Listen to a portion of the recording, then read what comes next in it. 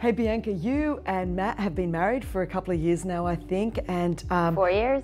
4? We survived 4 years. Come on! And he's a German. He's German. And you're Latino. Okay. Oh, it's a mix. That's a proof that there's a God.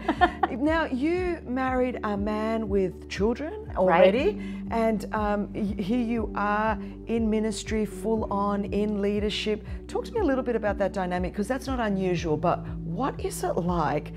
You have a very, very demanding job. You travel, and then you've been married and you've got 2 kids all of a sudden. How does the dynamic of all of that work?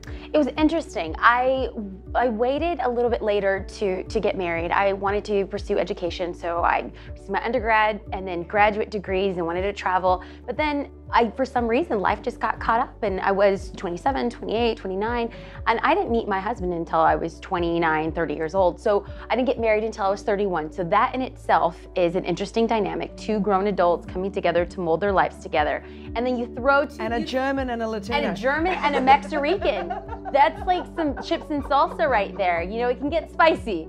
And then to add to the mix, 2 kids who we had a great relationship, but it's definitely a life change and a culture shock.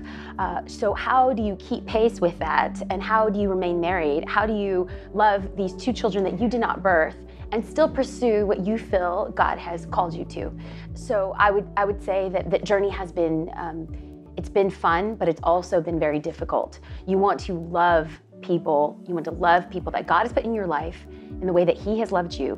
And you want to also remember that your identity is always in Christ. Your identity doesn't go from being single to married, or it doesn't go from mom to stepmom, or as I like to say, smom. It goes to you are a child of God, and you cannot lose that. You cannot lose your purpose, calling, and destiny because your life has changed. It doesn't change the person that you are. It changes the things that you do.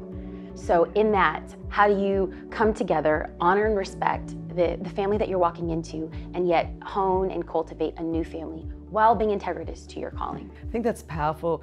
I love that your identity is actually in Christ, and when Jesus called you, He knew what you were going to walk into. So He's equipped you to do that. I think that's powerful. Thanks so much, Thanks, Bianca. Chris.